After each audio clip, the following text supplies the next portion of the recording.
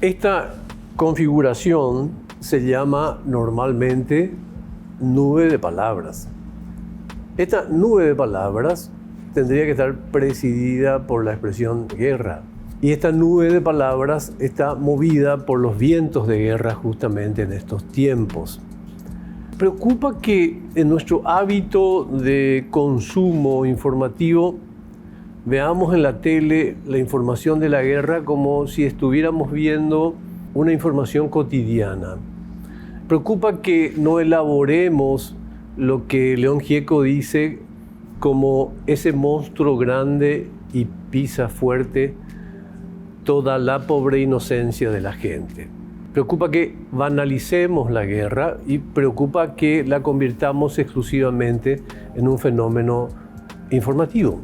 Hoy vamos a hablar de la guerra, hoy vamos a hablar del potencial de la guerra con una de las personas que mejor conoce de estrategia geopolítica internacional en Paraguay. General, ojalá sea tan sencillo como explicar de un fogonazo estos soldaditos puestos sobre un mapa, pero cuando se enfrentan dos enemigos, no tienen otro nombre, lamentablemente, en el mundo, hay mucho más que eso, hay una historia, hay una confrontación que va más allá de la logística, los datos estadísticos sobre armamentos. ¿Qué se puede decir en relación a los antecedentes históricos y estratégicos de la actual confrontación? Y bueno, esto comienza desde mucho tiempo, prácticamente, bueno, acá esta región es donde se origina la civilización vista desde el punto de vista eurocéntrica. Acá en la Mesopotamia, lo que sería Irak, en el Tigris y el Éufrates, surgen las civilizaciones indoeuropeas, el flujo indoeuropeo que va en este sentido. Y este es el lugar de paso, este es el caldo de cultivo de las civilizaciones eurocéntricas. De allí va pasando a Grecia, Roma y Europa. Pero el punto de origen está acá, en una profundidad, una historia muy compleja. Pueblos que han surgido, reinos que han surgido. Algunos estuvieron miles de años en Egipto, por ejemplo, 3.000 años de historia antes de que vengan los romanos mismos. ¿Y qué sucede en esta región? Por un lado, tenemos ahí donde podemos colocar el primer soldadito, donde está Israel, ¿verdad? Uh-huh. Israel tiene una historia de supervivencia. En el año 70, bueno, primero, según la Biblia, Babilonia, la primera diáspora. Retornan, luego viene la segunda diáspora en el año 70, después escrito con Tito, y luego en el año 130. Israel se dispersa por el mundo. Están los judíos que son sefardíes, que son los que estaban en España y Portugal, luego fueron expulsados los marranos, ¿verdad? Allá por 1500 por los reyes católicos. Tenemos los israelíes askenazíes. Los askenazíes son principalmente rusos, alemanes y unos cuantos que están allí por Europa. Los mizrajíes es otra variante. Los mizrajíes estuvieron por acá, por Siria, Líbano, en esta región, Irak inclusive. Hay unos muy pocos, pero estuvieron. Y por el otro lado le tenés a Irán, estuvieron los medos y persas, un pueblo inmensamente poderoso, son los que invadieron Grecia en la época de Jerjes y pelearon contra los griegos, fueron derrotados, pero fueron extraordinariamente poderosos. Más tarde fueron derrotados por Alejandro Magno. Tomaron muchas de la cultura griega, luego vienen los árabes, más tarde los otomanos. O sea, es una suma de poderes. ¿Y qué pasa con Irán luego? Fue parte estratégica del juego. Tanto Israel como Irán fueron parte del juego estratégico de los Estados Unidos en la confrontación entre comunismo y capitalismo, ¿verdad? Estados Unidos liderando el capitalismo occidental y Rusia liderando, o sea, la Unión Soviética liderando el mundo comunista. Y estos países fueron piezas del tablero de ajedrez. ¿Por qué? Porque en esta región se tienen por lo menos un 25% o incluso más de las reservas de petróleo y gas del mundo. Ese es un sino de una ironía histórica tremenda, porque justamente en la cuna del nacimiento de civilizaciones, ¿verdad? Probablemente en toda esta región donde nacen también esos poderosos mitos teológicos, desde el Arca de Noé hasta los 10 mandamientos, en esta región también tiene que suceder que la configuración de la tierra ubica reservas tan fantásticas de petróleo. Y no, acá no hay solamente historia económica, ¿verdad?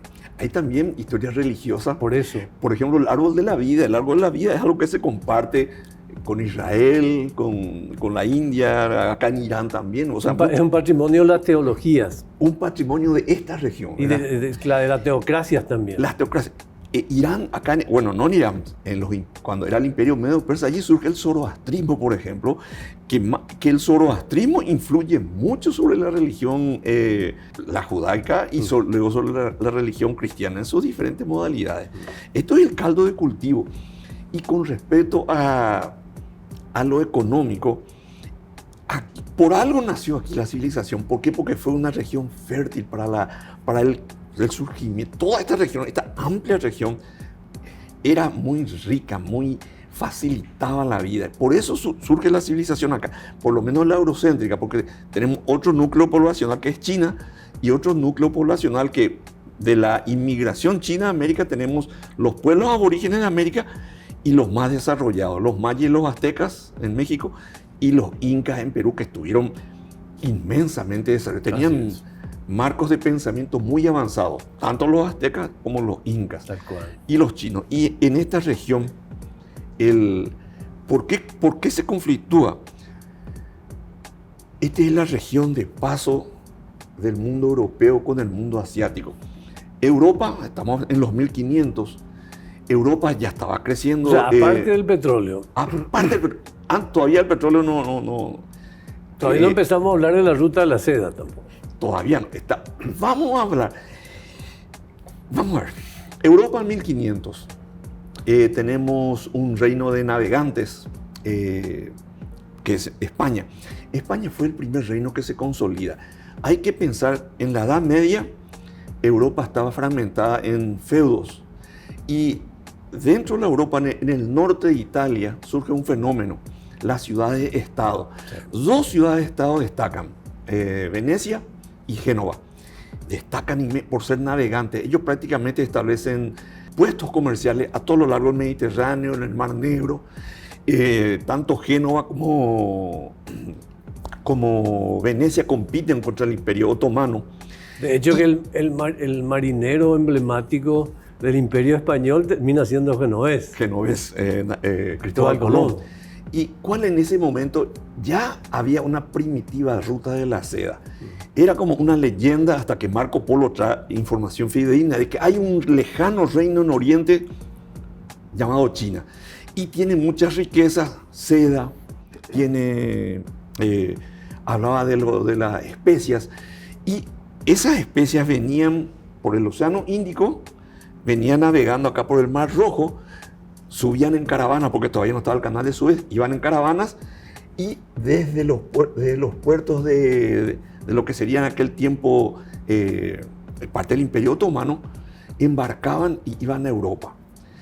¿Qué hicieron estos primeros reinos que se consolidaron? Que fueron en 1490 España, Fernando e Isabel se casan, Fernando de Aragón y Isabel de Castilla, y consolidan el reino de España, el primer reino que se consolida e imita el modelo exitoso de las ciudades-estado del norte de Italia. Venecia, Génova, Florencia, Bolonia, Pisa, ciudades riquísimas. De ciudades-estado se consolida el primer modelo, que es España, inmediatamente Portugal. En aquel tiempo el libro que se destaca, El Príncipe de Maquiavelo, claro, es el primero que habla nuevamente del concepto el Estado. Bueno, se consolidan esos reinos. Más adelante las competencias vecinas rápidamente se organizan en Francia e Inglaterra, y para obtener riqueza, ¿qué hacen? Flotas navales que se dirigen a los mares. No existía el canal de Suez, había que o dar la vuelta por África, que hicieron los portugueses, o España que se lanza de frente, pero no a América. América era desconocida. Se lanzan a China, buscando el camino a las especias, a las Molucas. América fue un obstáculo en su búsqueda de China. Inicialmente América fue un obstáculo en su llegada. Sí. ¿Y qué ocurre? Cuando encuentran los caminos para llegar, se ve que el camino más rápido era por el Océano Índico aquí, llegando por el Mar Rojo.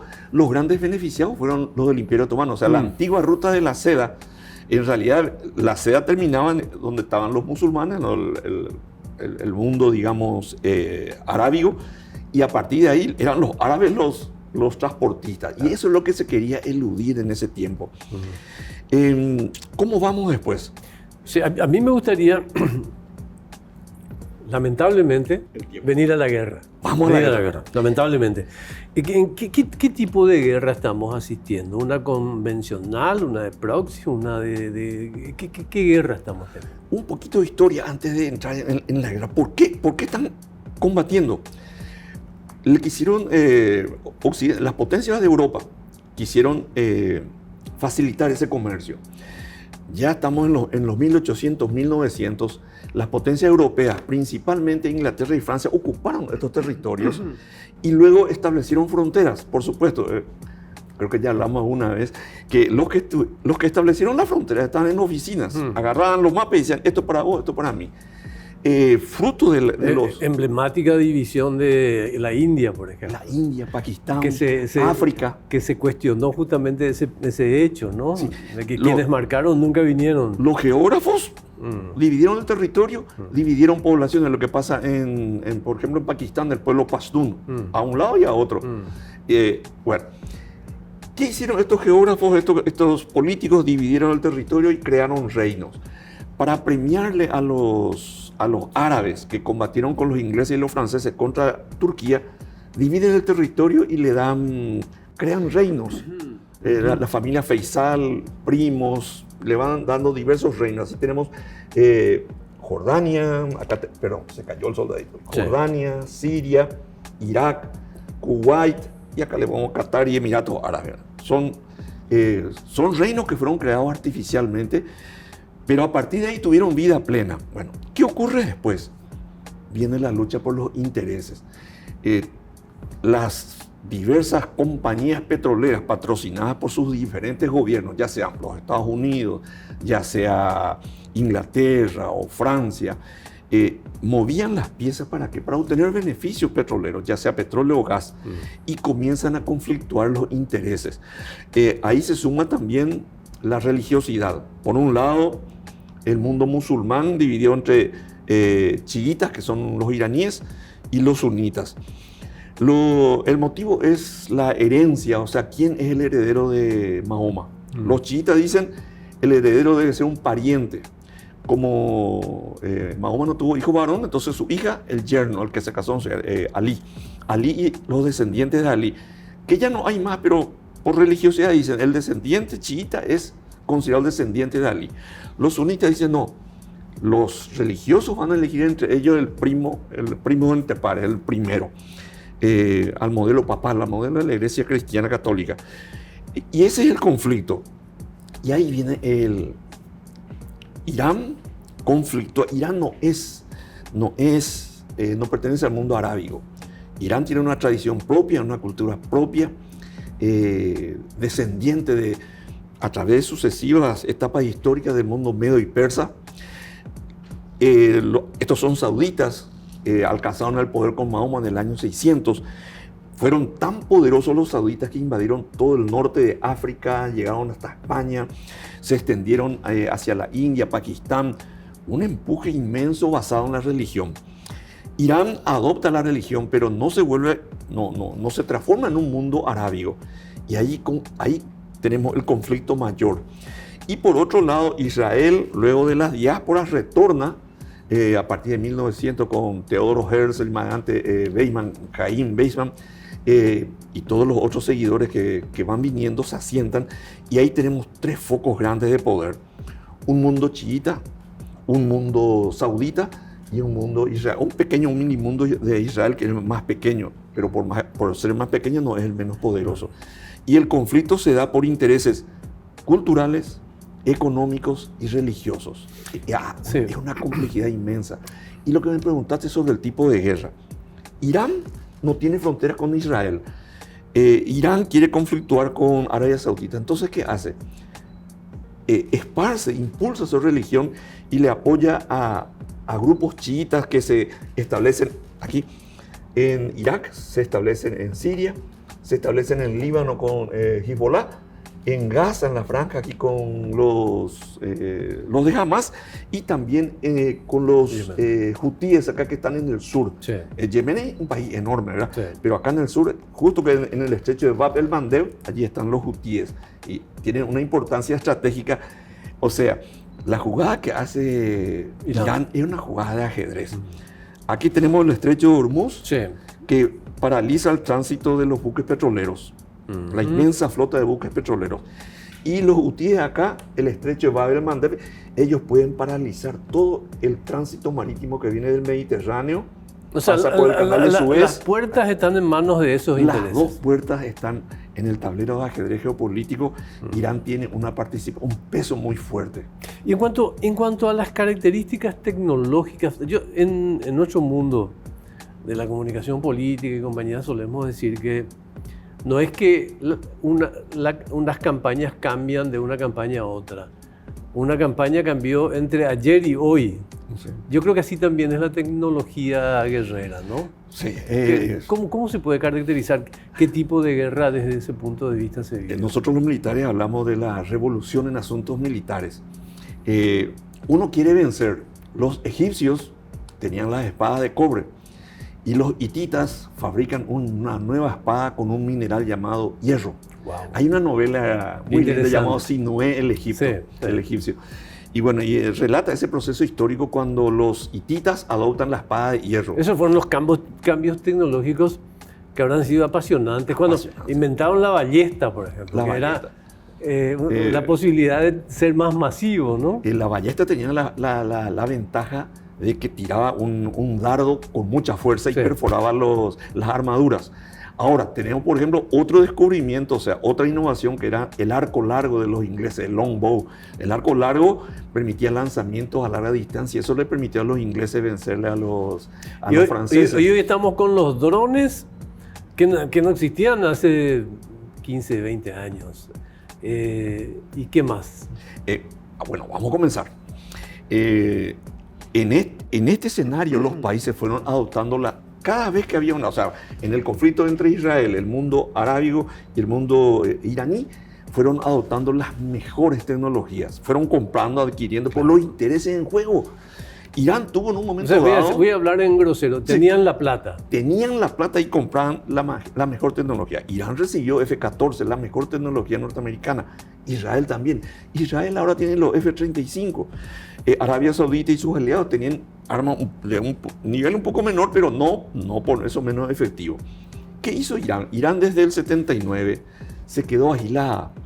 Ya no podía adquirir tecnología occidental. Entonces se orienta hacia Rusia y hacia China.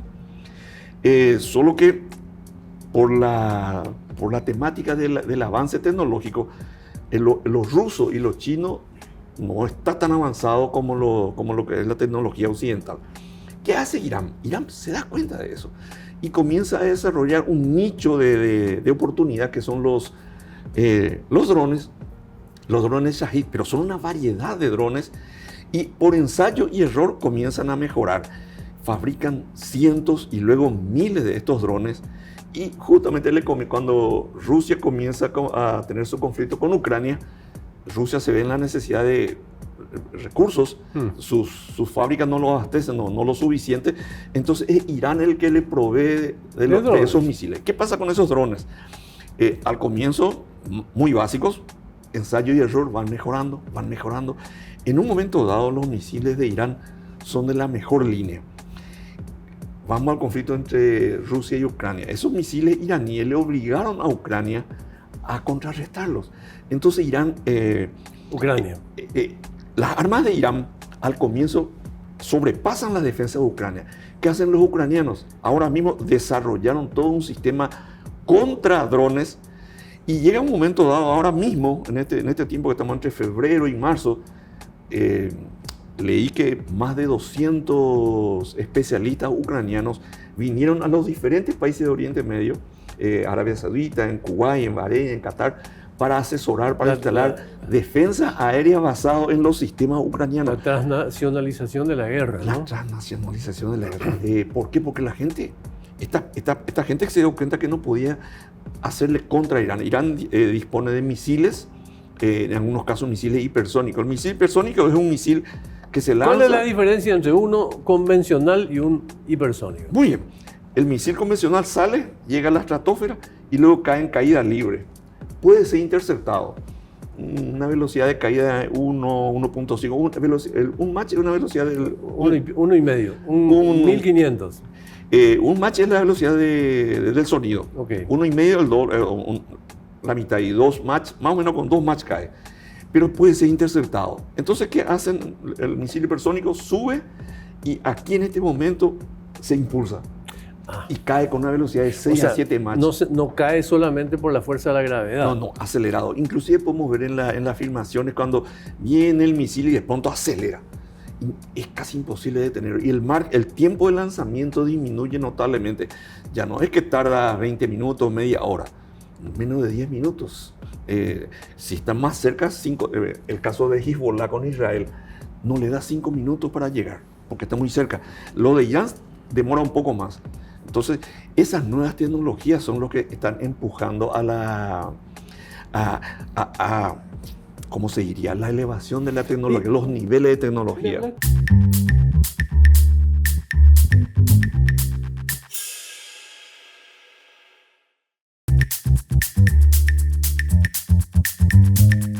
Me hablaste de Estados Unidos, de Rusia. ¿Qué rol está jugando la tecnología típicamente europea? O sea, estamos hablando de Francia, que tiene su propia, digamos, esencia fabril en materia guerrera también. ¿Ellos toman parte de estos procesos? Indirectamente. Indirectamente porque ellos son proveedores tradicionales de armas. Francia con los países que fueron sus colonias, Inglaterra también, Estados Unidos a sus aliados. ¿Y qué ocurrió?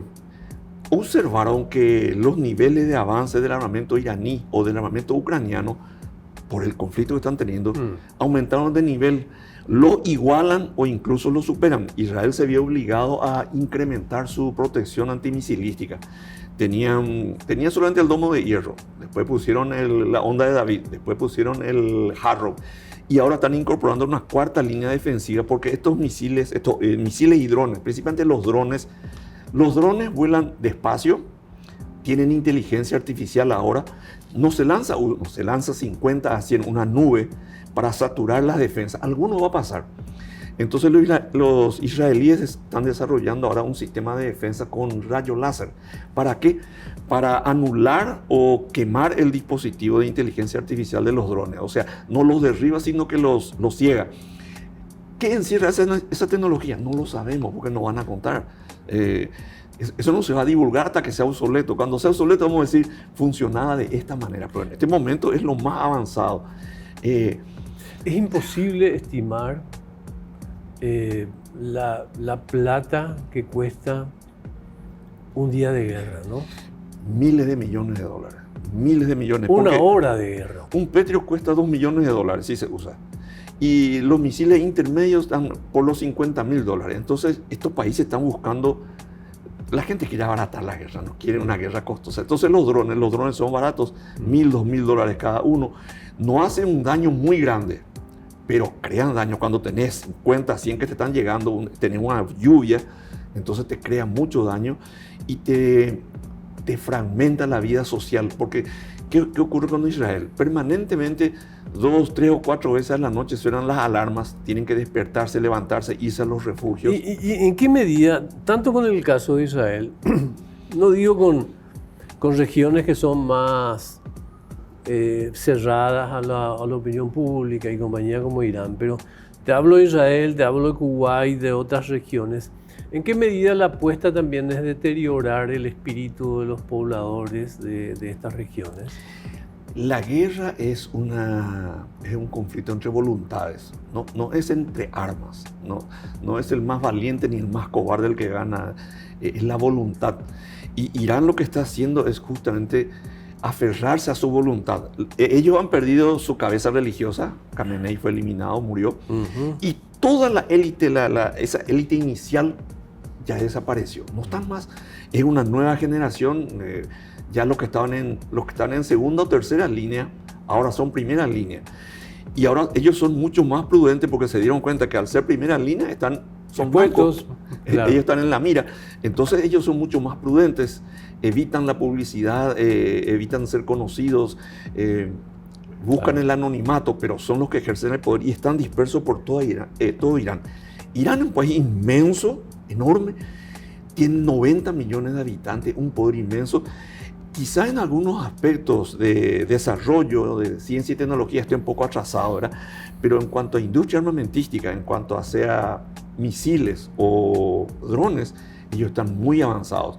Constituyen un peligro real para toda la península arábiga, para Israel, y también indirectamente es un peligro a nivel global.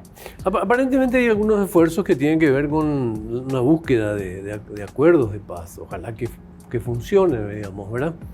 Pero ¿cuál es el riesgo de que este conflicto escale a una confrontación regional si eso no se detiene?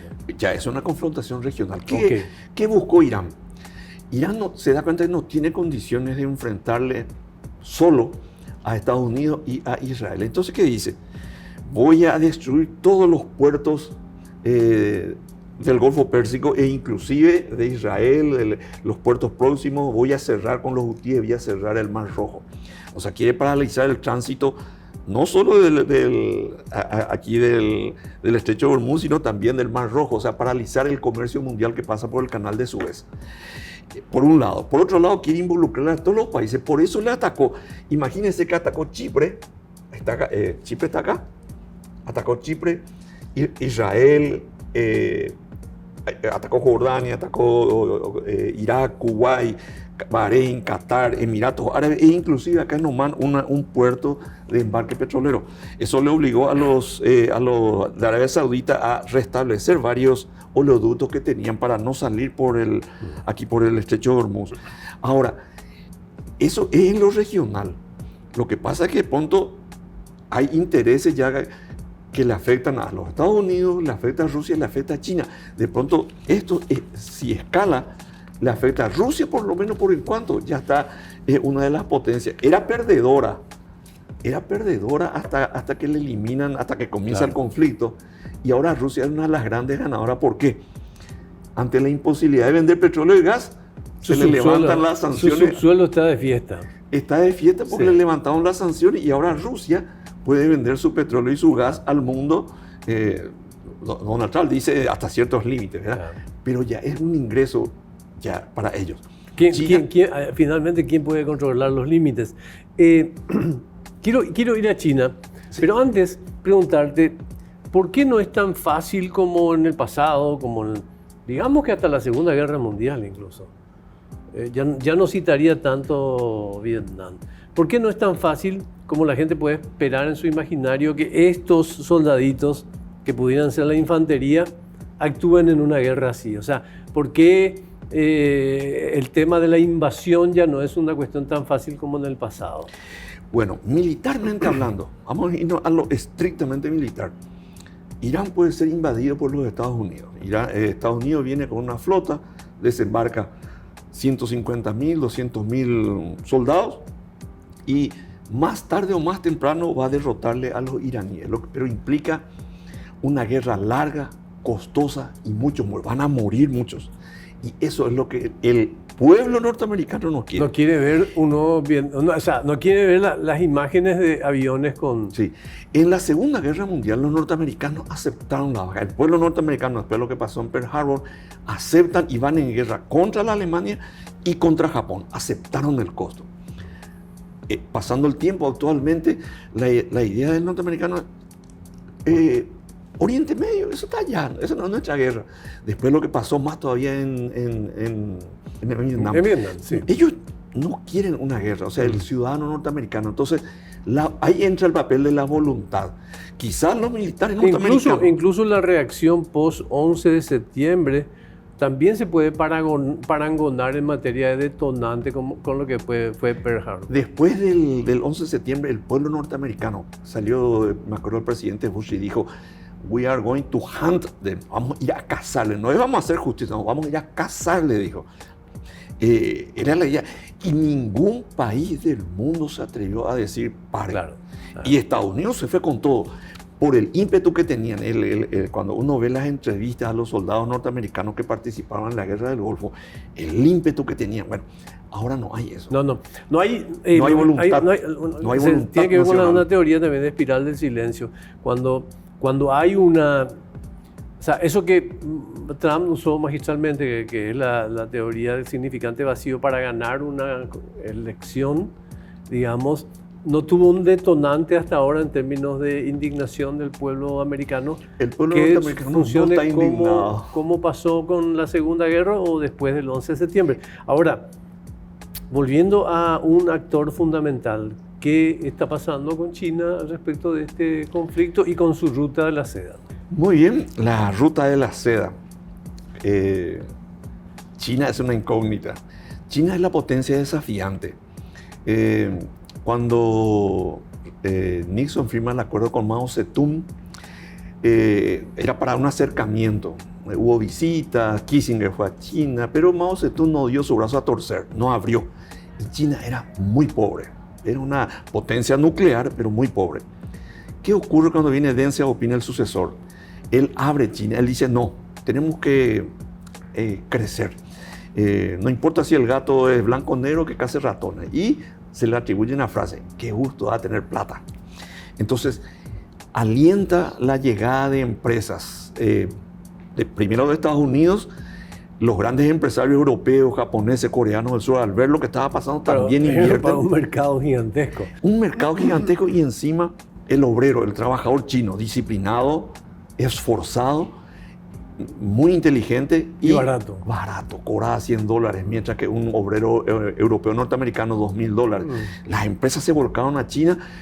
No existe un milagro chino, es tecnología e industria occidental, es algo lógico, es un movimiento económico, el traslado, lo que se llama la deslocalización de las industrias de los países del primer mundo a China. China crece, se desarrolla, es una potencia. Deng Xiaoping fallece, luego tenemos ahora al sucesor, Xi Jinping, ya es otra personalidad, tiene otras ideas. Su idea es que China se lanza al mundo. Tradicionalmente, China nunca se lanzó al mundo. Desde que allá por 1420 China se cierra sobre sí misma, China se cerró, abandonó las grandes flotas navales que tenía del almirante Zheng He, abandona esas flotas. China se cierra por la concepción del confucianismo y del budismo de ellos, de buscar la armonía, la paz, el equilibrio en su territorio. Entonces nunca se proyectó al mundo. China nunca no tiene esa orientación. Xi Jinping, sin embargo, ahora lo que busca es que China crezca. ¿Cómo lo hace? Su proyecto estrella es la Ruta de la Seda. La Ruta de la Seda es un proyecto para llegar desde China... Que es un proceso milenario que tiene su... Es un proceso milenario porque, como dijimos recién, ya lo habían descubierto Marco Polo, ya se sabía que China estaba y que tenía... Bueno, eran las especias y el té. Los ingleses llegaron a China y llevaron té. De hecho, que ahora ya no hay nada de seda en esa ruta.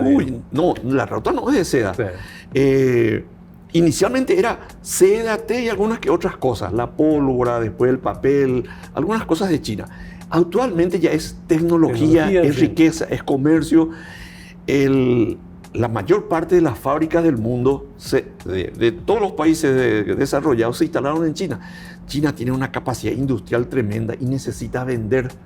Porque el público consumidor chino, bueno, hay 1.400 millones de chinos, pero no es suficiente. Necesita abrirse al mundo, a los grandes centros de consumo, ya sea Oriente, ya sea Asia, Oriente o Europa. Y su competencia son los Estados Unidos, Japón, Corea del Sur, Taiwán, Europa. Esos son los competidores.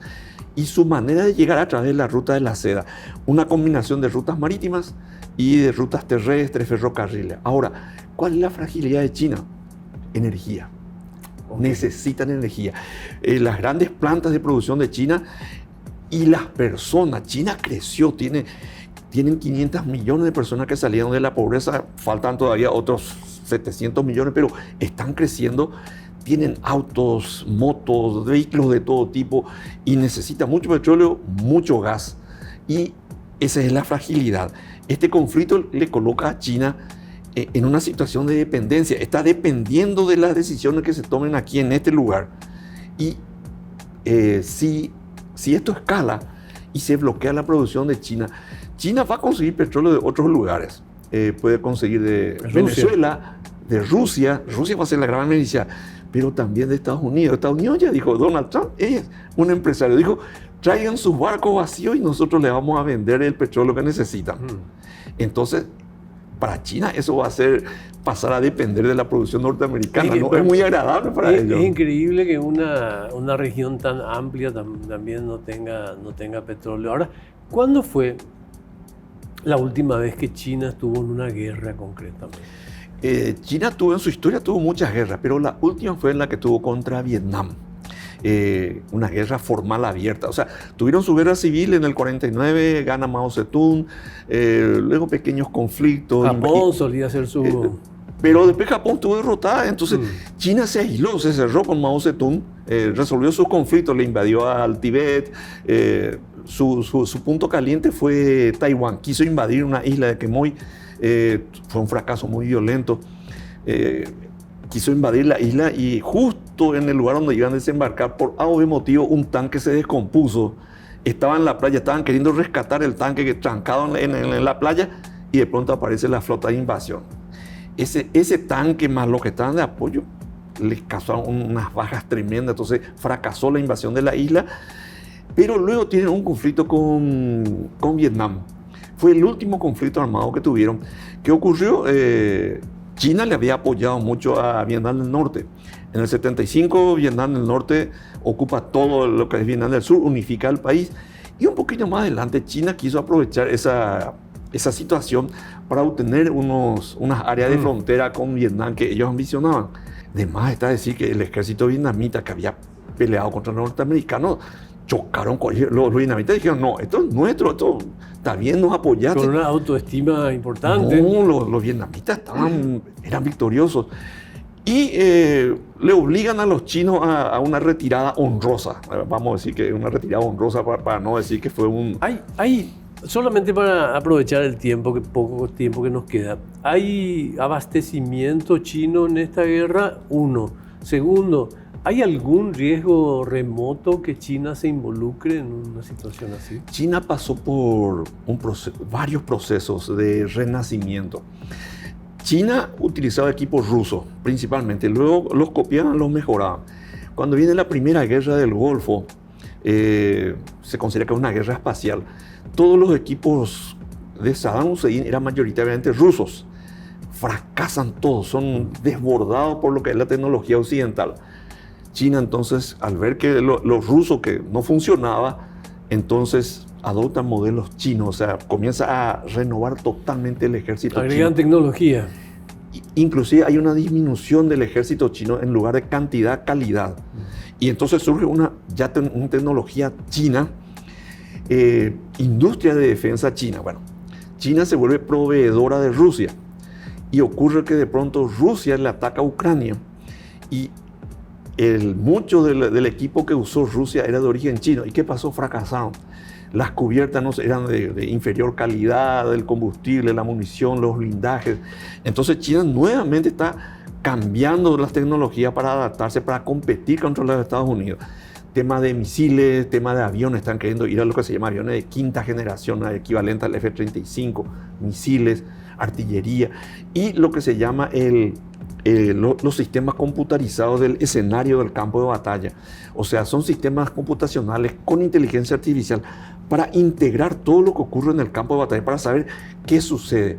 Pero ya todo con tecnología china nueva, o sea, desechar lo último que era un tablero de comando sería más o menos. Es un tablero para manejar todo en forma íntegra, desde el espacio, el aire, la tierra o el mar. Ya no es el gigantesco pizarrón ahí en una sala de guerra. Ahora ya son sistemas computacionales. Por ejemplo, yo estuve en una sala de la OTAN y era una pantalla gigante. En realidad son dos salones paralelos. En uno trabaja un sector, en otro sector, y tenés en la pantalla.